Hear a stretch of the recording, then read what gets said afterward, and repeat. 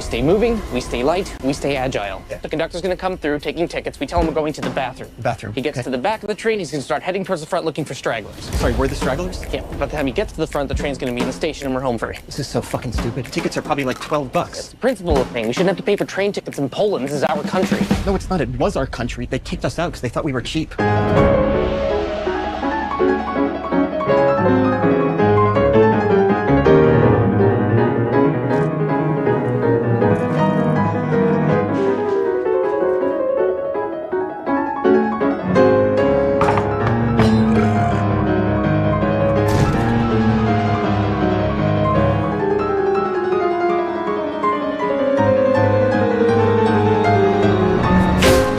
The flying fuck, man. I'm so Why sorry. did you do Fuck, that? you're like red. Yeah, because you fucking slapped me in the face.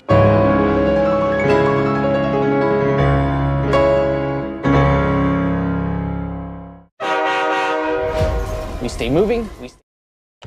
Let me know. Hello. Welcome back, watchers. I'm Katie Soresit. And I'm Kelly Appel, and we're watching Out Loud. And if anyone can just very quickly confirm Katie is working, because last time she worked in the test can you room, hear me? But, you know, you never know. Wow, amazing. Beautiful. Okay. Hopefully that means that yes. Yes. Please remember to like, comment, subscribe, and follow us on Instagram at Watching Out Loud. Yeah. Yeah. Yeah. I ad-libbed in our notes. Maybe if we can get up to 50 subscribers on YouTube, we'll create some sort of special discount merch, but don't hold me to that because I don't know how much that would cost to even create, let alone ship. But the girl can dream. I don't know. We could at least make some stickers. Yeah, we can make some stickers. We'll work on stickers if people like actually follow this podcast. Yeah, it could be just like our dumb heads. Yeah, just it's kind of like how I like to make stickers of my pets, like out of photos, like iPhone lets you do that. Mm-hmm. It'll just be that, but us. At dinner for 6-month anniversary, but wanted to show your commitment to the podcast. Thank you, Hannah. That's you know really where sweet. things that matter. You truly know. She knows. And you're the only one here right now too. So it's like two. Wait, are you I'm the two? second one. Oh, because I have to have the chat up. Yeah. So it's just me and Hannah viewing right now. So you know, in the chat. It's kind of yeah, really, it's just us girls. But today we are talking about 2024 Jesse Eisenberg's Real Pain. So this was your first time watching it, Kelly? Yeah, it was. That was my first time too. What did you think about it? I didn't like the movie at all.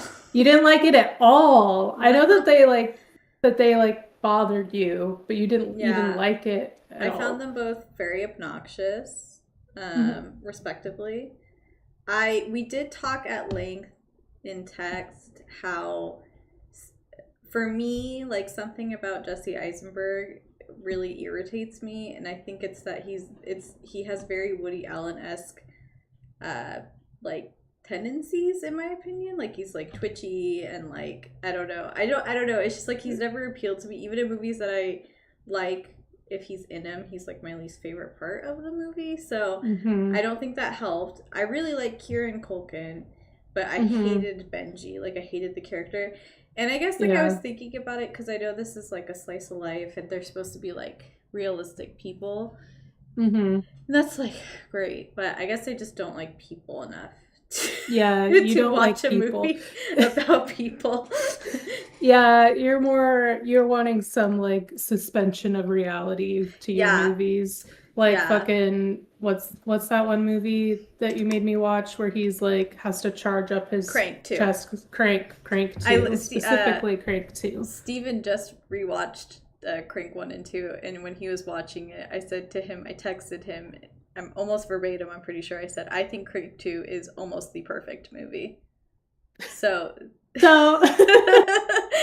that's the lens with which we have to interpret your interpretation of a real pain. Ignore the racism in the film. If it had no racism, perfect film.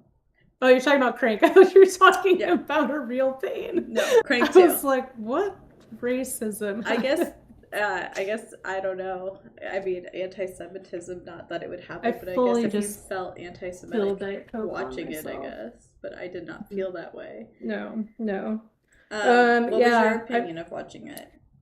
I liked it. I like slice of life type stuff. Like Hemingway's one of my favorite authors, and I feel like all of his characters are just like real bad people, because people aren't very. I'm of the mind that people aren't necessarily great, and it's like, and I think I like my art to reflect that. I like my art to show reality, I guess. Yeah, I think both Benji and David like put me on edge quite a bit, which I think is I think that's the point largely, like that it's this like it's like two sides of a coin for like one, how to live life, but then also like process like grief and all this other stuff. Which was kind of interesting because I read an article that was like a sociology website it was from socialworker.com. And where was the quote? I think so. She's kind of summed it up as saying, like, in essence, A Real Pain is many things: an exploration of Benji and David's inner world, an examination of the complexity of family, and concentration on both the impact of the Holocaust and its role in Jewish identity.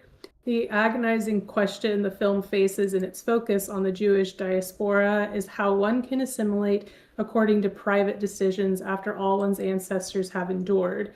The audience experiences an undeniable, impenetrable link between their grandmother's roots and their own lives and survival. But then kind of like I connected that with another article that I read where he describes that both of the Kaplans are like extreme ends of how people handle pain, specifically with like Benji being outward and loud and like he says impossible to miss. And then David suffers quietly to the point of not opening up. But they both are alienating others through the way that they process their grief. So it's very interesting to see how their processing of grief are in such these like extremities, but they kind of have similar effects of being alienated from the people that, whether it's like I feel like Benji is like in this constant state of like wanting people to like feel what he feels, whereas like, which can be like, I don't know, I feel like I've been around people where it's like their feelings are the biggest thing in the room, and it shuts other people down. Yeah. And in that way is very alienating. Or on the other hand, you have David, who is like so reserved, so withdrawn that he alienates himself from everyone else. So then they both have to like, I think it's interesting that they both kind of come to a compromise together by like choosing to still love each other despite being so different and despite like their differences clearly causing this like friction and stuff. Yeah, and like Benji seeks a lot of like attention, I think, in order to kind of like cope with how unhappy he actually is. Whereas like David, you know, he never like outwardly says it, but you can assume he's very happy. Like he loves his kid, he loves his wife, you know, he has like a stable career.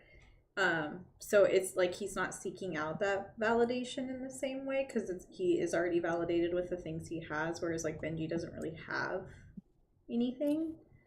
Yeah, I think though that something that I noticed with David though is because like Benji clearly identifies with like his relationship to his grandmother, and it almost seems like, and through that, his relationship to their like ancestral history.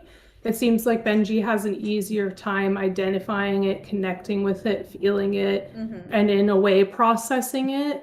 Whereas David kind of walls himself off so much that he doesn't have access to that part of himself that is also his, that is also a part of his experience and existence. Whereas like it seems like that's the kind of thing, it's like where David is more balanced and like developed in a way that kind of ticks boxes for society. He clearly has a lot of like repressed insecurities, like repressed grief, because you can see like it seems like there's this friction of like he wasn't able to fully process his grief about his grandmother or whatever, but his grief is also more tied to Benji's suicide attempt.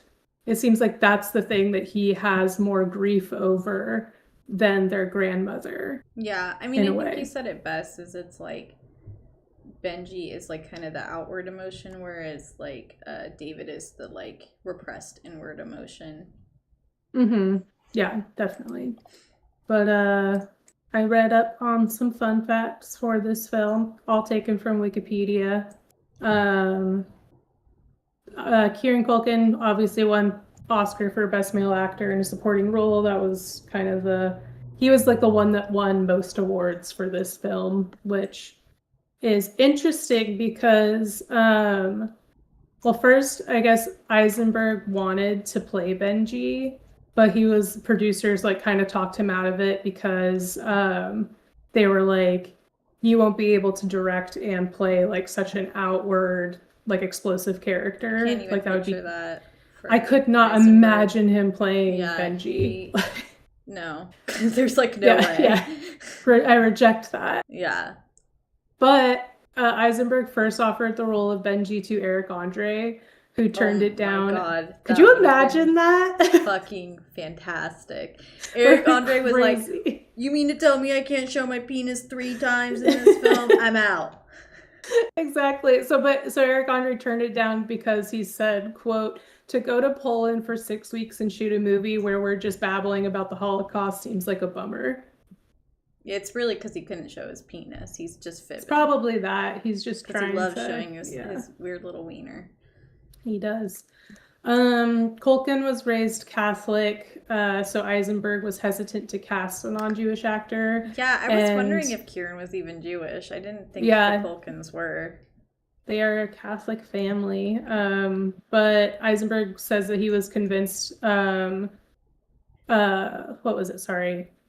Culkin gave him, quote, an amazing gift by helping him to tell the story that is very personal for his family. So, like, it was kind of like through Culkin, he was able to, like, process his own stuff without having to, like, I don't know. It's like, I feel like by being able to direct it and playing a character that is more, like, steady, like, he's able to do so much more with the film as a whole and bring more things to life that way.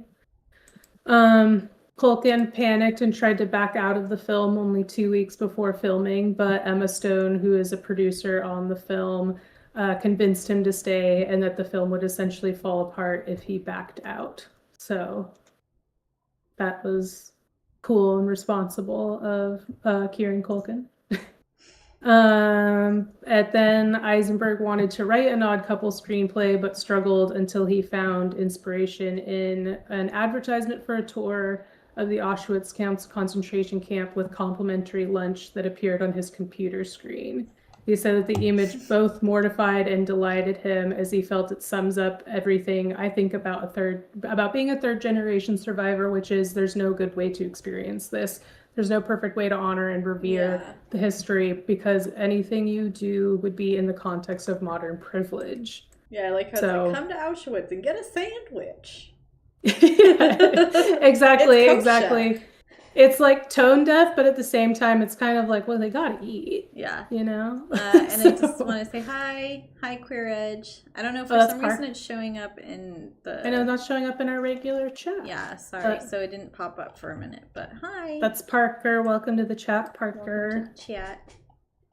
But yeah, so I think it's cool that moment for Eisenberg that kind of was this like inspiration for the movie with that advertisement is the thing that like that is such a big moment in the film. Like, it seems like the film maybe was kind of like built around that outburst on the train, which the irony, irony of it.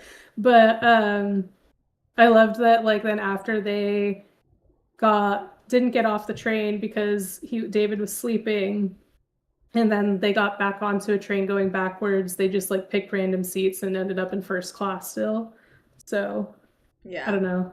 It's just that nonsense. I think, you know, it just kind of is like, it is, I think you said it best in that quote, but it's like, the reality is that whenever we're going to like be part of or witness any of these historical tragedies, like whether it be Auschwitz, or like when I went to Anne Frank house, or like when I went to a plantation and saw like all the stuff the slaves went through and handprints of slaves and stuff, it's like, it's always going to be like from a modern privilege that is like hopefully it invokes some like thought and emotion in you as a modern person who's not going to have to experience that directly, but like ultimately like it makes it kind of kitschy in a way, like it kind of, so I mean, that's where it's tough with Benji's character, because he's definitely like obnoxious but at the same time he is like acknowledging, I guess, like the privilege that they're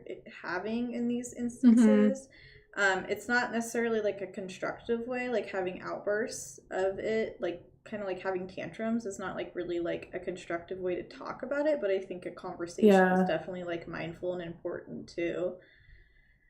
I don't know why Parker's things aren't coming up here, so that, sorry, I have to get really close. I know, we can't see.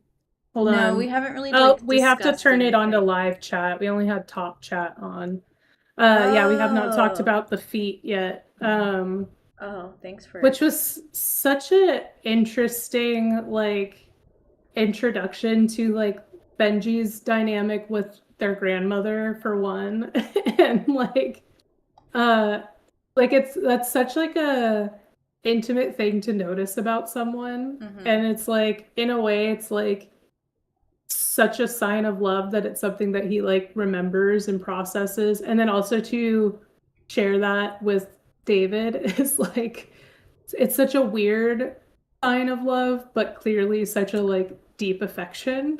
Yeah, it makes me think of this meme I saw, not to reduce it down to a meme, but it makes me think of this meme where it's like the way your partner handles your feet. So like if you're in a hetero relationship, like the way your boyfriend handles your feet as a girlfriend like reflects how much he like really loves you, because like I don't know, I think like unless you have a fetish, feet are kind of like deemed as kind of like a gross thing. Like I know personally I don't want to see a man's feet ever.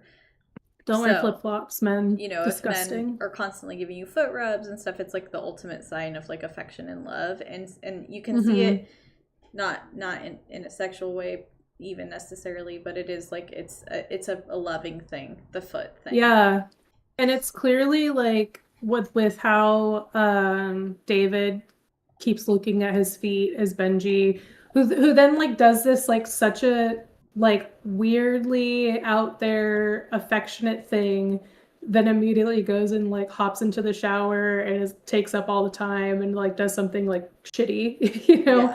But in that time David's like looking at his feet and like clearly like seeing a part of himself in this new perspective, and able to kind of like is like clearly piecing together something about himself that he can admire because it was something brought to him by someone that he admires so much. Exactly. So yeah, I liked the feet scene. It was absurd, but I liked it a lot. But I think a scene that really stressed me out, because I was kind of back and forth on Benji quite a bit on like, and I think that's kind of the point, is like you both love him, but you're also very like anxious, like kind of on edge with David about him a little bit. And it's the scene where they're at the graveyard and Benji starts giving James, the tour guide, all that feedback about not connecting with the space as much, which like I get. And then when in one of the articles I read is valid and makes a lot of sense. And then you even see James like appreciates that he said something to him about it. But the way that he went about it, I guess it was kind of like for me watching the like uptick, like riding up to the peak of a roller coaster of like emotions that Benji had, where he's like trying not to say something but feels like he has to say something and then finally does, gave me so much anxiety. And I think it's one of those things that it's like, you know, we all know someone like Benji, we all know someone like David, and I feel like it's kind of like, do you know that like thing that went around for a bit? I forget what it was called, but it was like, it's like there's two shapes and they're each called a name. I think it's like Kiki and like Boomba or something like that. And it's like you associate a person, everyone's associated with one or the other. It was kind of like a it was like a mind test. If Kira was here, they would know. But it's this idea that like everyone is associated with one kind of type based on like kind of like the energy that you bring to people in your life. And these two just are, it's genuinely like, are you more of a Benji or a David?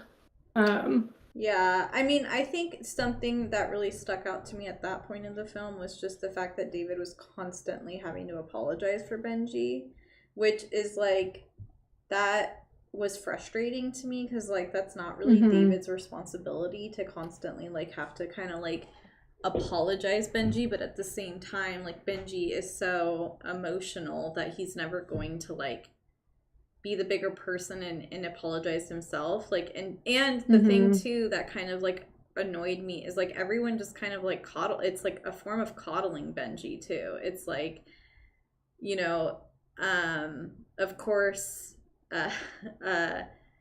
you know, James ends up saying like ultimately like he appreciated the feedback and that's fine, but at the same time it's like he was so like rude and unnecessarily like aggressive about it, in my opinion. Yeah. So it's like, so from Benji's perspective of the world, it's just like, oh, it's okay that I behave this way. I don't know. I mean, whatever, but yeah, Robbie, congratulations. But it's on the baby. Good that you ditched the baby to make it to your favorite podcast. Jeez, that freaking thing. But I will say though, the thing that, because I felt that way too about like Benji is making everyone feel uneasy at various times. But then like when they all say goodbye, when they're saying goodbye to the rest of the tour group, all of them like have affectionate goodbyes to Benji, and like Parker pointed out, like the tour guide really like expressed gratitude for great baby name, Wally. But I think, and his point of the gratitude of like no one, he even says that thing of like no one has actually ever given me feedback, and he really appreciates actually getting it. Yeah, in the moment it was likely not delivered. It didn't feel like it was delivered in the most appropriate way because it definitely like set off the vibe for like everyone else, and that's like the main issue I would say with the situation. But then while Benji, even though he rubbed various people the wrong way, they all had like actual like heartfelt goodbyes with him. And then David was just like, see you, David. Like, so even though David like didn't ruffle any feathers, and even though David did actually open up at the dinner table and got their sympathy, he still didn't like leave a lasting impression for them. Yeah, so, and I mean, I think you can see the why is because of the way Benji engages with people. Like, even at the airport when he's talking to the TSA agent, he's like yapping with her, and he's like, oh, her dad works for the Knicks or whatever he says. So it's like he's able to make this human connection, even in like brief, fleeting moments. Whereas like David is a lot more passive, and he very much doesn't want to like disrupt anything. Benji's okay with disrupting things, but that also means negative disruption as well as positive. Yeah, and I think, Parker, it's a good point that they do recognize it's a trauma response by Benji, and I think especially for And you kind of have like a mixed reaction to Benji's outbursts. And the old bald man that's like, he's a fucking annoying. Yeah, the man hates him basically, whereas like the two women seem to feel a kind of almost like motherly connection to him in a way, and then Eloge is able to. I think that there's clearly that kind of engagement that Benji really chooses to engage with Eloge and kind of connect to this like firsthand experience of something that they are third generation survivors of. But you also see, I think for Eloge, again, like that kind of fine line of like not wanting all of what Benji's putting out there, I guess. Because I do agree where it's like a trauma response isn't everyone else's problem. No, and even if it is your trauma in your trauma response, you're still responsible for how it impacts other people, the way you behave. And so there is like this kind of like, you know, mental health has become a really important thing, and it is important to like be respectful, but it goes both ways. Like you can't just act however you want without, you know, and assume there's no repercussions to that, I guess. You know? And I think that's the thing of like maybe the main like repercussions for Benji at the end of the day is that like the thing that he struggles with a lot in the film, aside from like this grief, is this like this feeling that he doesn't get David anymore. Like they used to be so close, but now he doesn't get David because David has that steady job. He has the wife and the kid.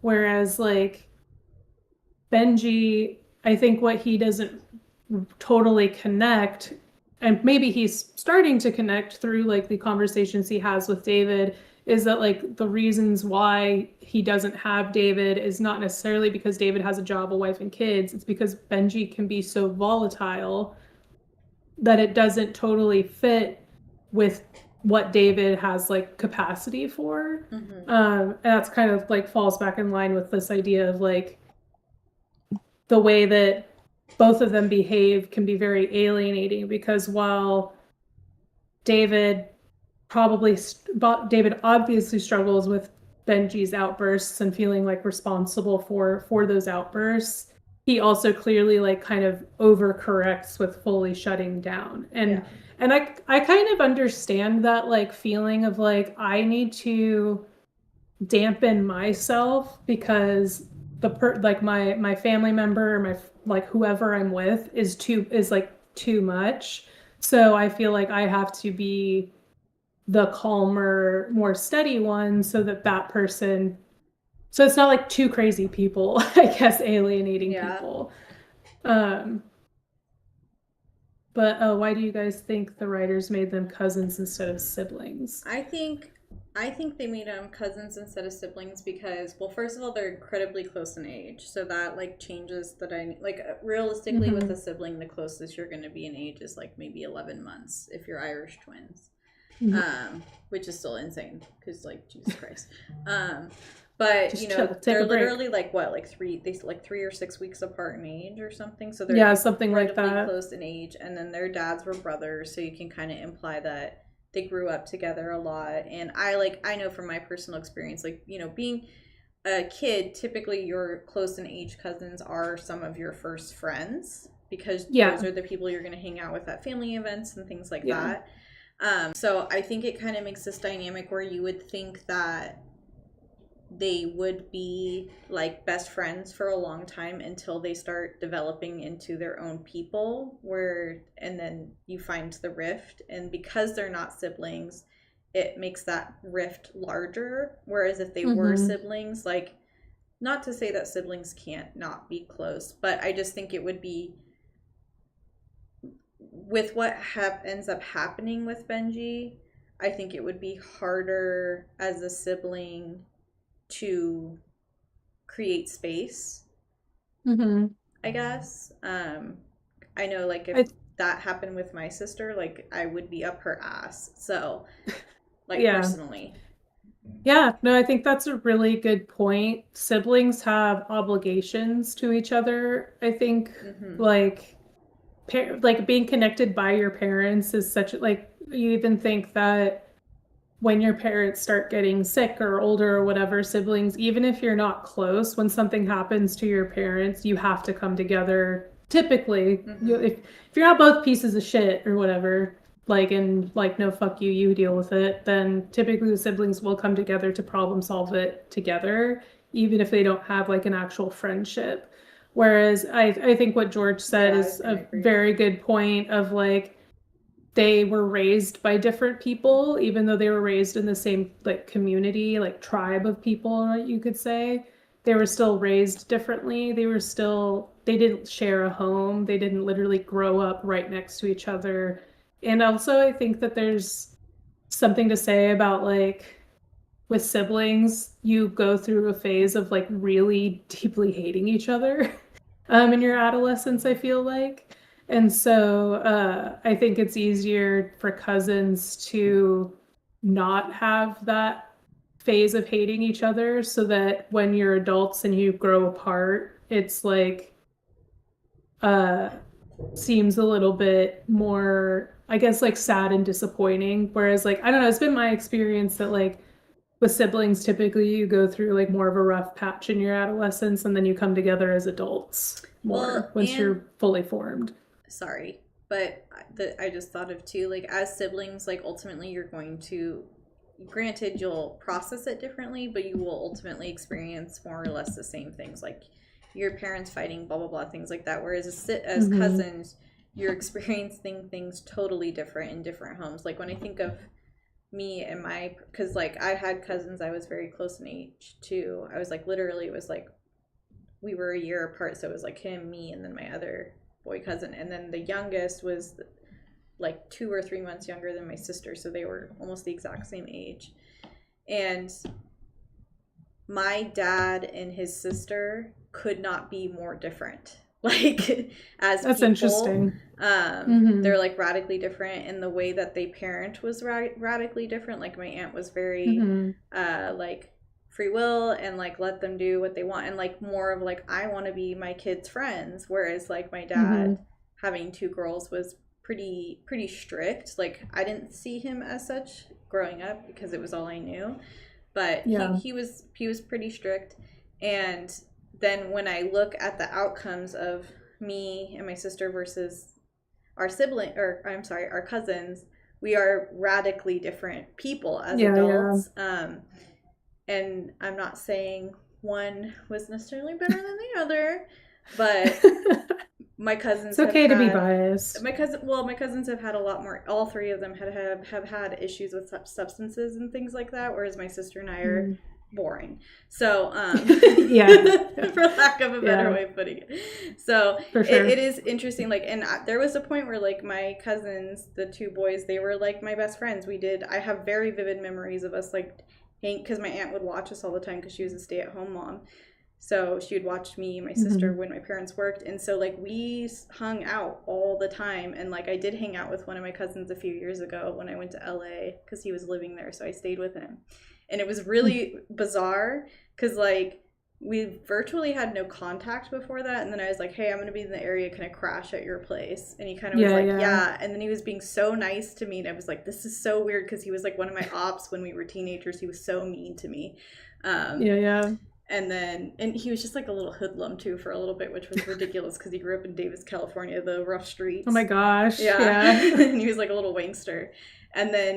And then we were really close for like, again, like after that trip, we like continued talking and he'd send me memes. And then one day just like crickets because he rebranded himself. So he didn't want to talk to me anymore. Got it. You're not a part of the brand. Yeah. And so it is like, but I think that like my personal experience, I can see in like, where it's like there is this part of you that does want to reconnect with your cousins because you do grow up with them in a way, but there is so much that can lead to separation.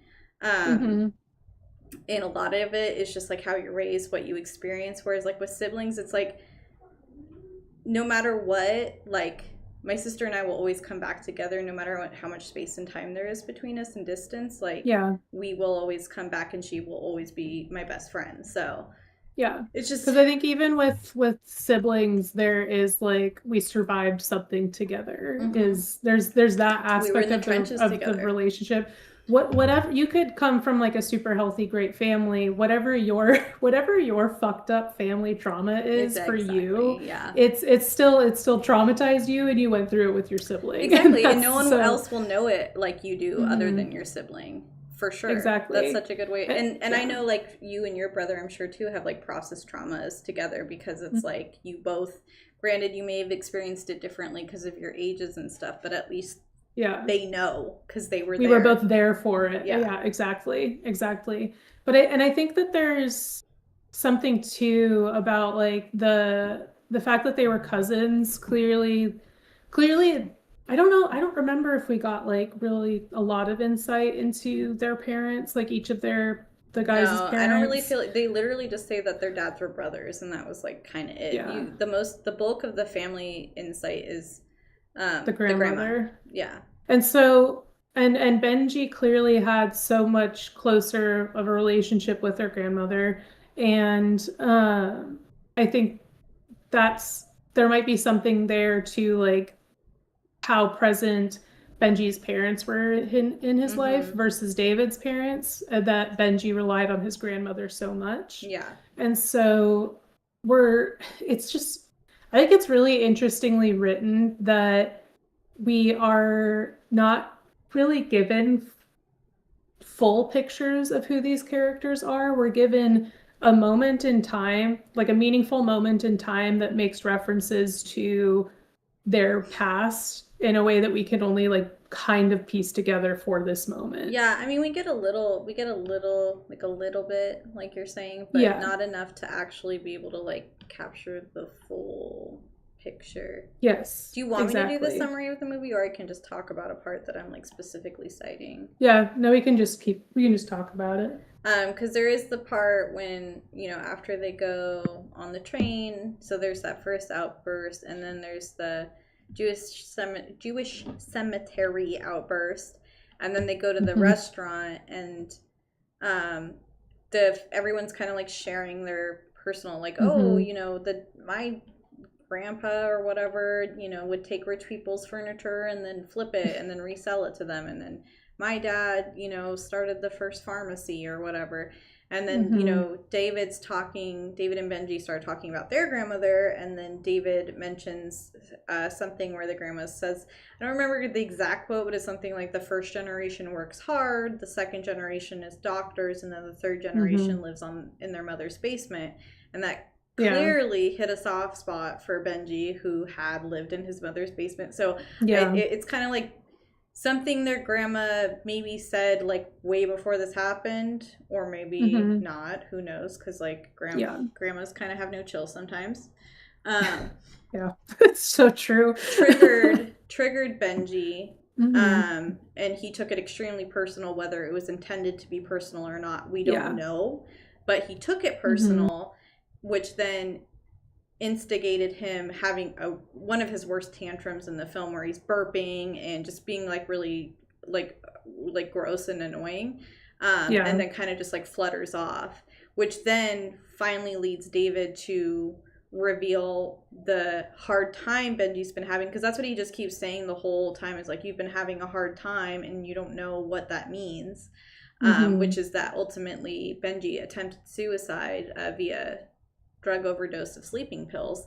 And you see like David kind of finally release how upsetting that is for him. And as you said, like more so than the trauma of their grandma passing, Benji's attempt is what really is like what David's repressing ultimately, because he doesn't understand. And he does later tell Benji, like, he doesn't understand why someone who has, such like a zest for life would do something like that, which I mean is kind of like he's like David saying that, he's kind of explaining why someone would, because typically people that are extremely depressed hide it by behaving that way, like having a zest for life, having big emotions and things, and it it's always, or not always, but it's often the people you would least expect kind of thing. There's a compensation going, and clearly like massive. Benji Yeah, and Benji engages with other people so much, likely as a way to avoid dealing with his own stuff, which is similar to how David is so rigid about like his job and his family, and like he takes his medication regularly. He has a very rigid lifestyle, and that's his way of repressing.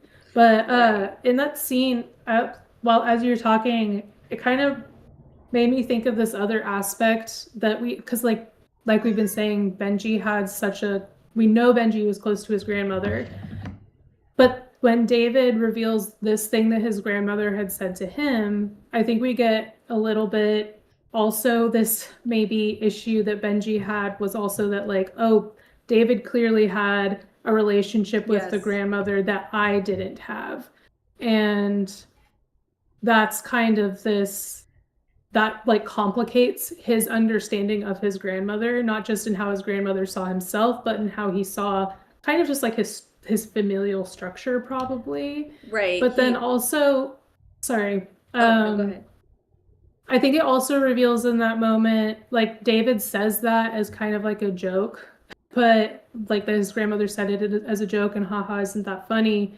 But I think for David, you could also see maybe that's a part of where he gets this pressure to not be like Benji because of that like criticism and that feeling of responsibility to make what those like thousands upon thousands of miracles that his grandmother said were how she survived. Yeah. He's saying like he's like, I have to make those thousands of miracles worth it, like make sense, you know? And he clearly feels like Benji almost squandered it by attempting suicide. And so that is like, I think kind of going into this idea of like the generational trauma. I mean, it's not something that I could relate to in any firsthand experience, but I think that like pressure of like making what your ancestors survived feel like I could see that pressure of like feeling like you need to make it mean something. And like that's the only way that you can honor them, and if you do, and otherwise you're like letting them down for all the hard work that they did. I think that's just kind of like repressive people pleaser antics, is like wanting to, because you know, like, sorry, maybe speaking from my own experience too, but it's just like wanting to get that validation that you're doing enough. You know, because I think like, you know, I think at the end of the day, everyone's lineage has trauma in it to some degree. And then, you know, I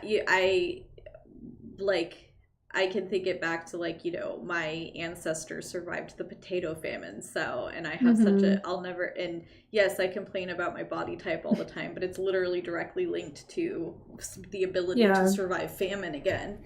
But I just, so I was just like saying that it's the same for David, where it's like, yeah, like you're saying, it's like his grandmother literally survived the Holocaust, so it's like he has to make his existence worthwhile because she sacrificed and survived so much in order for him to exist.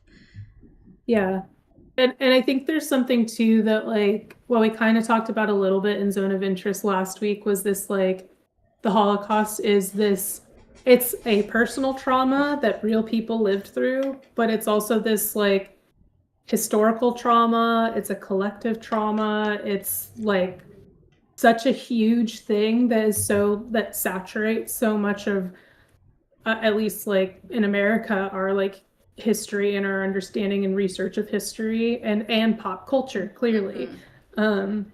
So I think like it's kind of the boat, like for both David and Benji, I could see this idea for David of like, people are going to I would say like it will be common for people to engage with you about your ancestral trauma, and that being a pressure. But then also for Benji, and I think for him, like this struggle of like, this is such a significantly huge historical trauma, ancestral trauma, it has to be felt at its full capacity for us to like respect it properly. but obviously, like, everyone experiences things different, everyone processes differently. And I think that there is something about this, like, again, like being two sides of a coin. Benji wants to feel everything to its full capacity at all times because he feels that's the only way to truly like live, experience, and honor something. Whereas David feels this need to like really temper his feelings and experience of things. Yeah. So as not to take up too much space. Yeah. That's a good point. So it's just a lot of big feelings and in real pain. But yeah. I don't know. I think that feels like basically a the lot movie. of it. I feel like the only like lighthearted part was like when they put the rocks on the grandma's stoop and then the guy's like, hey, what are you doing?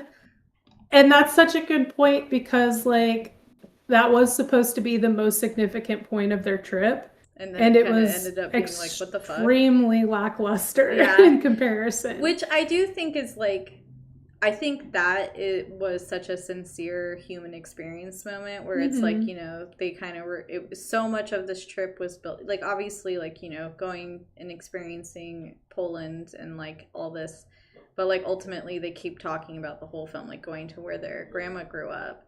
And then they get there and it's just kind of like, oh, okay. Like this is it. Yeah, that it was the most underwhelming part of their trip probably. And then they had to do the stones to try to like make a gesture out of it. Make it mean something. Right, yeah. Which then ended up being like, what the fuck are you doing? Like, why are you putting rocks on my home? Which also like that was my whole thing where I was just like, someone else lives here, dude. Right. Like, I don't know, like I'm kind of, I know everyone's experience, everyone gives meaning to things in different ways. I'm not that kind of person. Yeah. Personally, but yeah, it was very funny, but well, and then they ultimately have to remove them because they're like, that's a tripping hazard. Like, don't do that. But it's nice that they bring it with them. And then I think the fact that David puts it on his own stoop when he gets home is a meaningful sign of like David's growth and his willingness to like open up to experiences and kind of like honoring those feelings and those experiences. But kind of, I guess, what do you make of the film opening with Benji in the airport with a real pain on one side of his face and then ending with him in like basically the same exact position with a real pain on the other side? Crying. Because he was like teary-eyed too. Oh, was he crying at the end? I couldn't remember. Upset. But yeah. I think there's... I was going to ask you the same question. That's funny. Honestly, like, if you want to know my first opinion, my first thought, actually, not opinion, but my first thought, I was like, what, does Benji fucking live here? At the airport? At the airport? Like, yeah. But then, like, when I thought about it a little bit more, I think it's just, again, it's like Benji, since, you know, and I'm not saying, like, life really doesn't have a purpose. We just kind of live and then die. But I think because... it has only a purpose if we give it purpose. Exactly. I think since Benji doesn't have a purpose,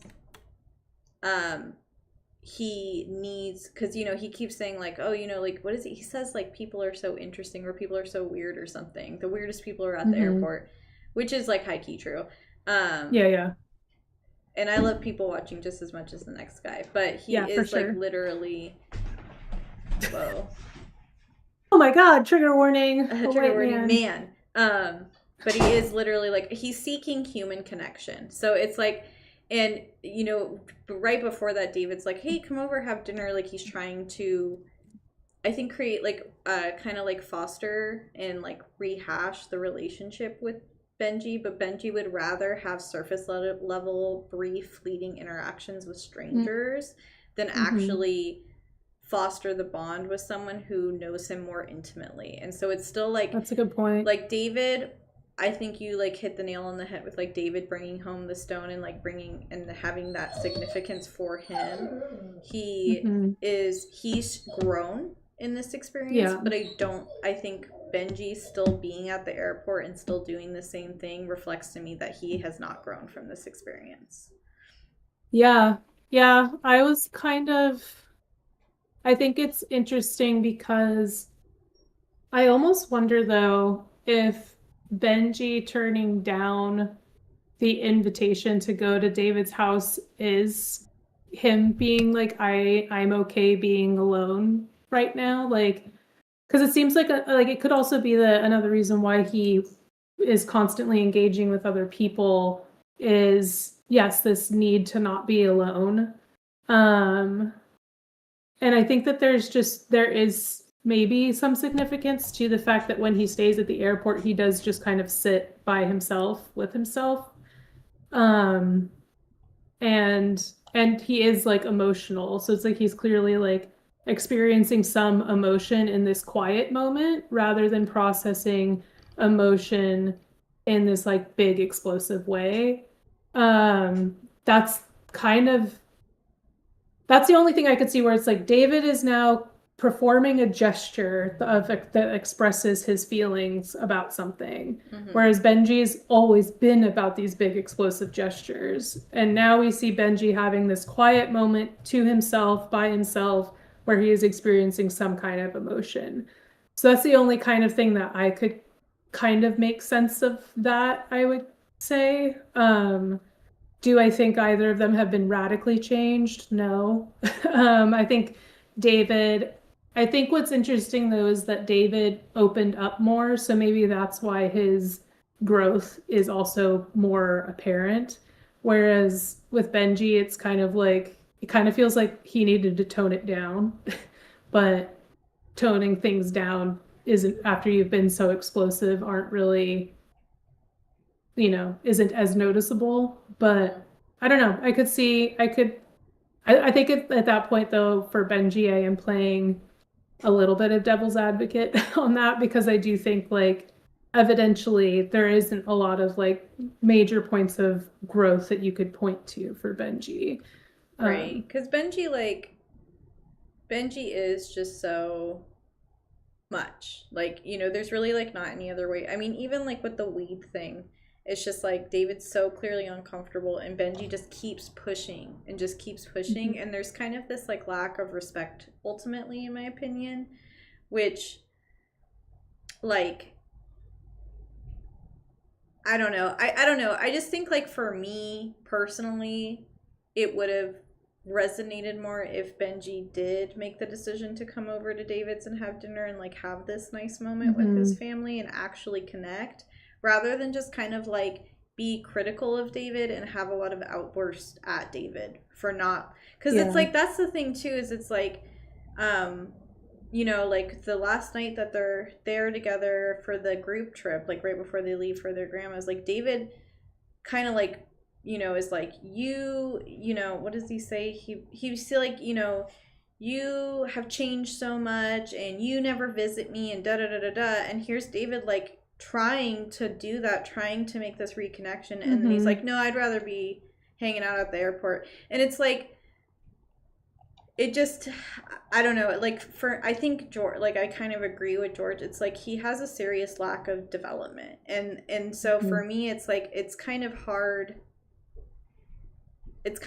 to like David's character at the end of this film, in my opinion. I mean Benji? Benji. That's what I meant. Sorry. Because I don't like Jesse You don't like Jesse Eisenberg as a default? Like, just like as default. But I did prefer like his character's like arc. Yeah.